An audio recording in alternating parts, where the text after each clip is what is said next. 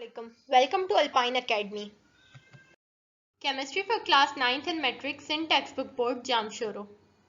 Chapter number 9 Acids, Bases and Salts. Chapter number 9 का आज हम पार्ट 1 डिस्कस करेंगे, जिसके अंदर जो टॉपिक्स डिस्कस करेंगे वो हैं introduction, properties of acids and bases, acid and base, Arrhenius theory, Bronsted Lowry theory, Lewis concepts of acids and bases, neutralisation, mono and poly acids and bases, जिसके अंदर हम पढ़ेंगे basicity of acids and acidity of acids, then हम पढ़ेंगे dissociation of acids and bases. Introduction to acids and bases. 15th century में chemist ने ये जान लिया था कि कुछ ऐसे सब्सटेंसेस होते हैं जिनकी सॉर टेस्ट होते हैं, यानी कि खट्टा फ्लेवर होता है, और उन्हें हम एसिड्स कहते हैं. और कुछ ऐसे सब्सटेंसेस होते हैं जिनका बिटर टेस्ट होता है और उन्हें हम बेसिस कहते हैं, जिन्हें हम क्लीनिंग एजेंट के तौर पर भी इस्तेमाल करते हैं. 16th सेंचुरी में ये रिकॉग्नाइज कर लिया गया था कि जो बेसिस हैं वो रिएक्ट करते हैं एसिड्स के साथ और न्यूट्रलाइज हो जाते हैं और ऐसे कंपाउंड्स फॉर्म करते हैं जो कि आयनिक कंपाउंड होते हैं और उन्हें हम सॉल्ट्स कहते हैं. सॉल्ट्स बेसिकली जो है वो neutralization of acids and bases के बाद हमें मिलते हैं और ये आयनिक होते हैं. Introduction to acids. एसिड्स क्या होते हैं? एसिड्स जो हैं वो मिनरल्स से बनाए जाते हैं जिन्हें हम इनऑर्गेनिक एसिड्स कहते हैं या ज़्यादा आमतौर पर मिनरल्स एसिड्स कहते हैं. इनके अंदर इंक्लूडेड हैं हाइड्रोक्लोरिक एसिड, बहुत ही कॉमन है, nitric acid, sulphuric acid, phosphoric acid. ये तमाम जो हैं वो मिनरल एसिड्स में शुमार होते हैं. बहुत ज़्यादा इम्पॉर्टेंट एसिड जो हैं वो हैं हाइड्रोजन सल्फेट, जो कि हाइड्रोजन सल्फेट की कंजप्शन में बनता है. इसके अलावा जो सिविलाइजेशन और कंट्री के लिए बहुत इम्पॉर्टेंट है वो है हाइड्रोसल्फ्यूरिक एसिड H2SO4. हमारे पास तमाम जो भी फ्रूट्स है तकरीबन उन सब के अंदर जो भी सिट्रिक फ्लेवर होता है वो एसिड्स का ही होता है. सिट्रिक एसिड इनके अंदर होता है. जो भी सिट्रस फ्रूट्स हैं उनके अंदर लार्ज अमाउंट में एब्जॉर्बिक एसिड्स होते हैं जो कि उन फ्रूट्स के अंदर एसिडिटी को बढ़ाते हैं. और इसके अलावा विटामिन सी प्रोवाइड करते हैं. एब्जॉर्बिक एसिड यानी कि C6H8O6. इसके अलावा एसिडिटी प्रोवाइड करते हैं और विटामिन सी देते हैं वो फ्रूट्स हमें. इन फ्रूट्स के अंदर जो एब्जॉर्बिक एसिड्स होते हैं वो एंटीऑक्सीडेंट के तौर पर भी काम करते हैं और रेसिडिटी को कम करते हैं और ब्यूटरिक एसिड्स प्रोवाइड करते हैं. Butyric acids type of acids हैं, इन्हें हम एक्सट्रैक्ट करते हैं इसके अलावा विनेगर में, जो कि है एसिटिक एसिड के साथ को अगर हम डाइल्यूट करें तो विनेगर में चेंज होता है. वो हमारी डेली रूटीन में फूड में हम इस्तेमाल करते हैं.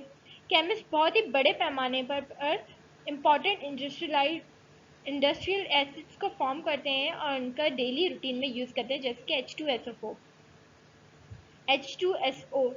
ये तमाम जो हैं वो इम्पॉर्टेंट एसिड्स हैं और इन्हें हम डेली रूटीन में यूज़ किया जाता है और ये कंट्री के सिविलाइजेशन के लिए बहुत ही इम्पॉर्टेंट है. अब हम आ जाते हैं उन एसिड्स पर जो कि जिनकी मेकिंग जो है वो एक्सप्लोजिव है या जो फर्टिलाइजर्स के तौर पे यूज़ होते हैं वो है HNO3. इसके अलावा HCl जो कि क्लीनिंग एजेंट है. इनके अंदर होता है 0.4% जो है वो गैस्ट्रिक जूसेस होते हैं जो कि स्टमक को क्लीन करते हैं और एड्स डाइजेशन वगैरह में हेल्प करते हैं फूड की. अमूमन हमारे घर में जो चीज़ें पाई जाती हैं वो तमाम बेसिस ही होती हैं. बेसिस जो हैं वो बेसिकली हमारे फूड में, हमारे हर छोटी से छोटी हर बड़ी से बड़ी चीज़ में बेसिस इस्तेमाल होते हैं. जैसे हमारे डिटर्जेंट्स वगैरह हैं, क्लीनिंग एजेंट्स हैं, जैसे कि अमोनिया जो है वो अमोनिया का जो सोल्यूशन होता है वो एक कॉमन क्लीनिंग एजेंट है जो कि सफाई में बहुत आमतौर पर इस्तेमाल होता है, मॉपिंग में या हमारे क्लोथ्स में इस्तेमाल होता है. इसके अलावा सोडियम हाइड्रोक्साइड है, वो भी क्लीनिंग में इस्तेमाल होता है, ड्रेन्स की क्लीनिंग में.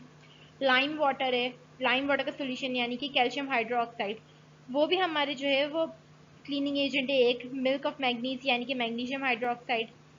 एंटी एसिड्स हैं तमाम, लेक्सेटिव, इसके अलावा एंटीडोट, ये तमाम जो है वो ऐसे बेसिस हैं जो कि स्ट्रॉन्ग एसिड से बने हैं या स्ट्रॉन्ग जो है वो हैं और क्लीनिंग एजेंट के तौर पर इस्तेमाल होते हैं. सॉल्ट्स क्या होते हैं? सॉल्ट जो हैं वो पॉजिटिव आइंस होते हैं हाइड्रोजन आयन के अलावा, जो कि बनते हैं नेगेटिव आयन से, OH आयन के अलावा। जैसे कि हम सब जानते हैं हाइड्रोजन आयन और OH आयन को छोड़कर बाकी के जो पॉजिटिव और नेगेटिव आयन कंबाइन होते हैं वो सॉल्ट्स बनाते हैं। जबकि हमें ये ज़रूर दिमाग में रखना चाहिए कि जो सॉल्ट्स हैं वो न्यूट्रल होते हैं और वो बिहेव करते हैं एसिड्स के तौर पर और कुछ बिहेव करते हैं बेसिस के तौर पर। दोनों के, और कुछ जो ऐसे होते हैं जो कि दोनों के तौर पर काम नहीं करते। और बहुत ज़्यादा ऐसे सब्सटेंस होते हैं जिनका जो ग्रुप होता है वो एक या 3 different classes of acids, base और सॉल्ट से मिलकर सॉल्ट्स बनाता है। तो आगे की स्लाइड्स में हम इनके ग्रुप्स को डिस्कस करेंगे। Properties of acids. हम सब जानते हैं जो एसिड्स होते हैं उनके अंदर सॉर टेस्ट होता है, वो टर्न कर देते हैं ब्लू लिटमस पेपर को रेड लिटमस पेपर में। लिटमस पेपर एक पेपर होता है जो कि डिटेक्ट करता है एसिडिटी या बेसिसिटी ऑफ सब्सटेंस को। अगर वो ब्लू है और वो रेड में चेंज हो जाता है तो वो एसिड होगा, और अगर वो रेड है और ब्लू में चेंज हो जाता है तो वो बेस होगा। जब एक्वस सॉल्यूशन के अंदर एसिड्स जो हैं वो इलेक्ट्रिसिटी को कंडक्ट करते हैं। इसके अलावा जो स्ट्रॉन्ग एसिड्स हैं वो फैब्रिक्स को डिस्ट्रॉय कर देते हैं, एनिमल्स के टिश्यू को डिस्ट्रॉय कर देते हैं। इसके अलावा स्किन पे इफेक्ट करते हैं। स्ट्रॉन्ग एसिड्स अक्सर आपने सुना होगा जो एसिड अटैक्स वगैरह इनके अंदर इस्तेमाल होते हैं और बहुत ही डेंजरस होते हैं, हमें यूजुअली इस्तेमाल नहीं करने चाहिए और बहुत बहुत डेंजरस होते हैं। सिर्फ इंडस्ट्रियलाइज पर्पज़ के लिए इस्तेमाल होने चाहिए, कॉमनली सेल नहीं होने चाहिए। जो एसिड्स हैं वो एंटीसेप्टिक के तौर पर इस्तेमाल होते हैं स्टमक ऑफ ह्यूमन बीइंग के लिए। हमारे जो स्टमक है इसके अंदर भी HCl होता है। HCl हाइड्रोक्लोरिक एसिड है जो कि हमारे जो गैस्ट्रिक जूसेस हैं उनके साथ और गैस्ट्रिक जूसेस के साथ मिलता है और हमारे फूड को डाइजेस्ट करता है। एसिड्स जो है वो न्यूट्रलाइज होते हैं और प्रोड्यूस करते हैं सॉल्ट एंड वाटर। जैसे HCl सोडियम हाइड्रोक्साइड के साथ, सोडियम हाइड्रोक्साइड बेस है, इसके साथ न्यूट्रलाइज हो जाएगा और फॉर्म करेगा सॉल्ट यानी कि सोडियम क्लोराइड एंड वाटर यानी कि H2O। इसके अलावा जो एसिड्स हैं वो रिएक्ट करते हैं कुछ मेटल्स के साथ जैसे कि जिंक, मैग्नीशियम और आयरन, और प्रोड्यूस करते हैं हाइड्रोजन गैस। जैसे जिंक के साथ जब HCl रिएक्ट करता है तो वो जिंक क्लोराइड और हाइड्रोजन गैस फॉर्म करते हैं। एसिड्स कुछ कार्बोनेट और बाइकार्बोनेट के साथ रिएक्ट करते हैं यानी कि सोडियम कार्बोनेट और कैल्शियम कार्बोनेट या मैग्नीशियम कार्बोनेट वगैरह के साथ रिएक्ट करते हैं और सोडियम हाइड्रोक्साइड वगैरह के साथ रिएक्ट करते हैं और प्रोड्यूस करते हैं कार्बन डाइऑक्साइड गैस। जिस तरह से यहाँ पे एक रिएक्शन लिखा हुआ है, कैल्शियम कार्बोनेट के साथ जो है वो HCl रिएक्ट करता है, फॉर्म करता है कैल्शियम क्लोराइड और इसके अलावा वाटर, और जो थर्ड हमारे पास बचता है वो होता है कार्बन डाइऑक्साइड।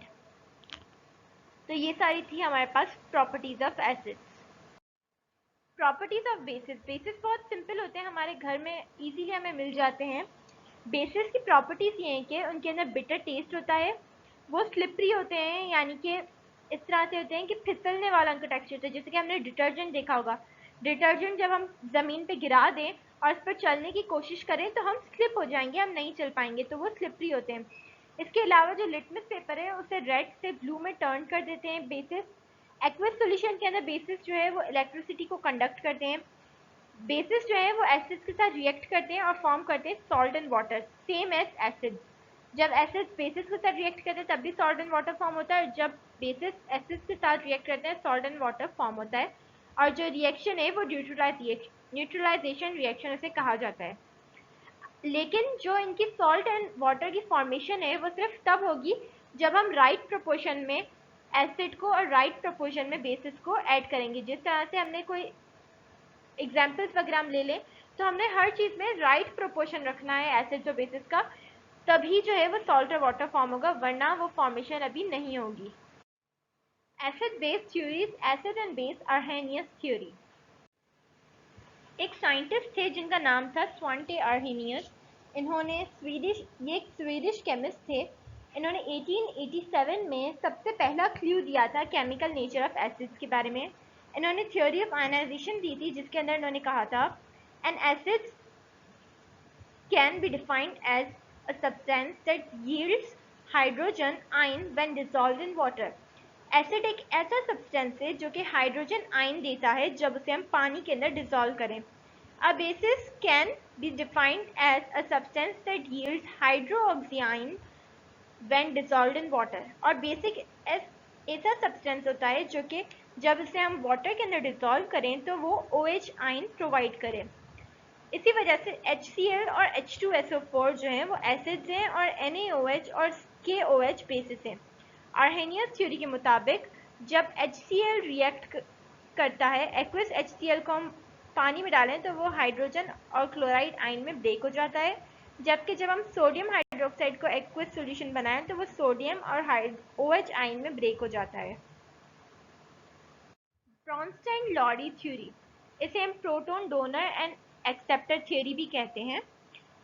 आर्हेनियस की जो थ्योरी थी एसिड्स और बेसिस के मामले में, वो एक लिमिटेड कॉन्सेप्ट तक थी कि एक्वस सॉल्यूशन के लिए वो थी, जो कि उसे हम अप्लाई नहीं कर सकते थे बेसिसिटी ऑफ अमोनिया वगैरह पर, और डजंट, क्योंकि अमोनिया जो है उसके अंदर OH ग्रुप नहीं होता लेकिन अमोनिया बेस होता है।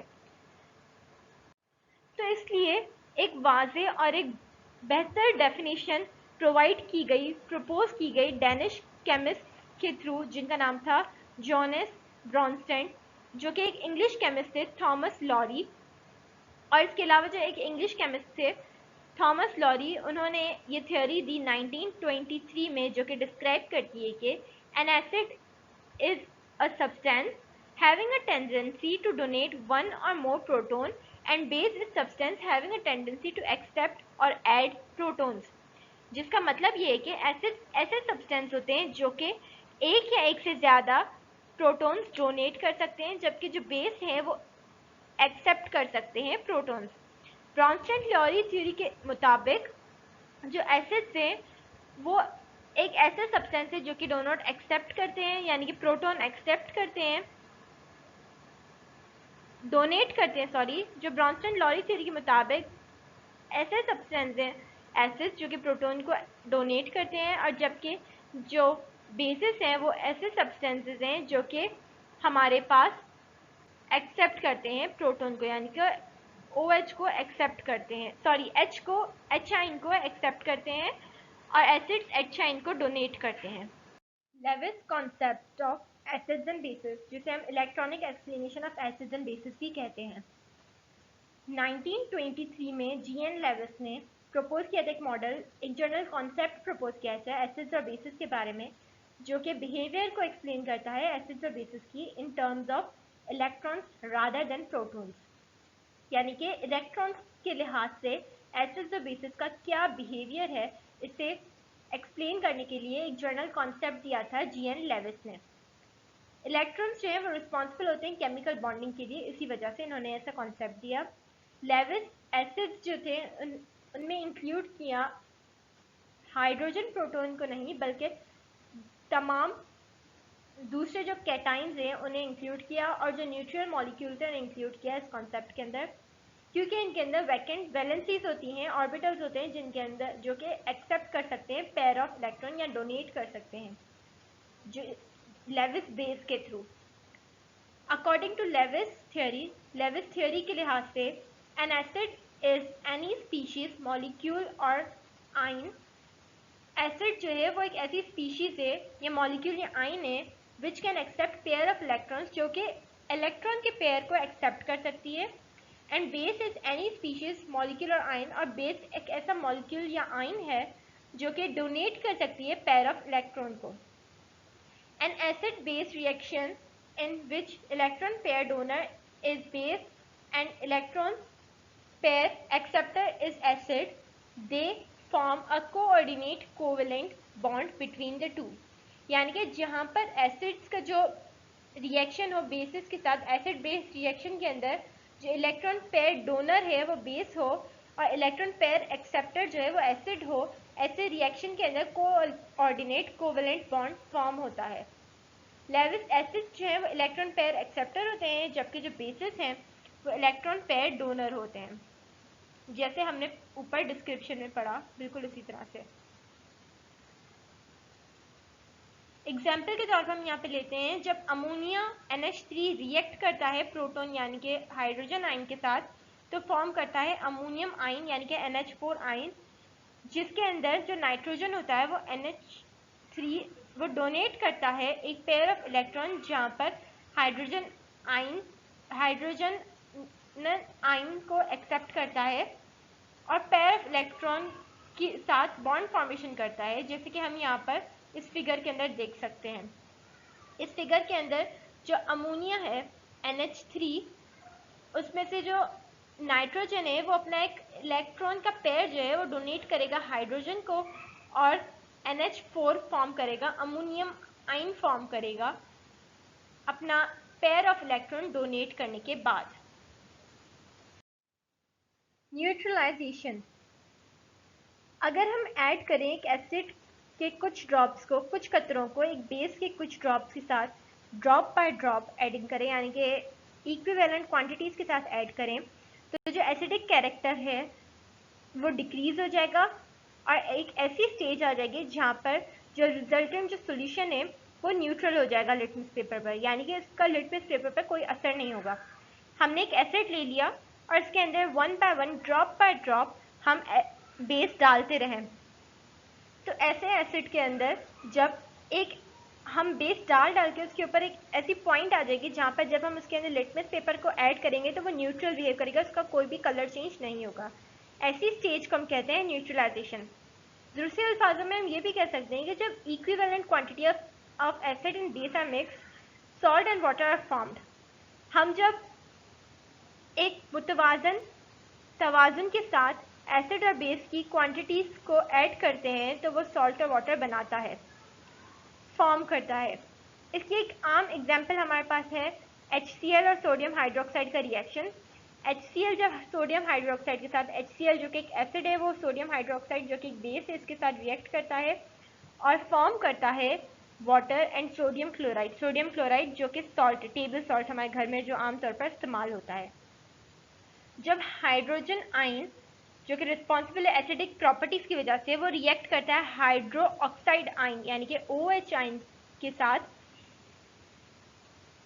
तो जो रिस्पॉन्सिबल है बेसिक प्रॉपर्टीज के लिए, जब इन दोनों का रिएक्शन होता है हाइड्रोजन आयन का हाइड्रो ऑक्साइड आयन के साथ, तो फॉर्म होते हैं न्यूट्रल वाटर HOH, क्योंकि जो सिर्फ चेंज आ रहा है वो रिएक्शन का वो हाइड्रोजन आयन और हाइड्रो ऑक्साइड आयन के बीच में आ रहा है, जो न्यूट्रलाइजेशन हो रही है वो इन दोनों के बीच में हो रही है। तो हम इसे सिंपली एक्सप्रेस करेंगे hydrogen plus OH ion forms water, यानी कि negative into positive simply cancel, neutral हो जाएंगे। न्यूट्रलाइजेशन एक एक्सोथर्मिक रिएक्शन है जिसके अंदर लॉस ऑफ एनर्जी होता है। जब स्ट्रॉन्ग एसिड जैसे कि HCl है वो रिएक्ट करता है वीक बेस के साथ जैसे कि कैल्शियम हाइड्रोक्साइड है, तो वो अमाउंट ऑफ हीट जो इवॉल्व होती है वो होती है 24,700 कैलोरीज पर मोल, यानी कि एक मोल के अंदर 24,700 कैलोरीज बर्न होती हैं या एक्सोथर्मिक रिएक्शन के अंदर रिलीज होती हैं। HCl जब कैल्शियम हाइड्रोक्साइड के साथ रिएक्ट करता है तो फॉर्म करता है कैल्शियम क्लोराइड जो कि सिंपल एक सॉल्ट है और वाटर। इसके अलावा 24,700 कैलोरीज जो है वो एनर्जी को या हम कहें कि एनर्जी को इवॉल्व करता है, रिलीज करता है। Thank you for watching our video. If you have any queries or questions, you can ask us on our email or on our contact number below. You can also contact us on our Facebook. Please do like, share and comment our video. Your opinions are very valuable in the comment section below. Don't forget to subscribe our channel.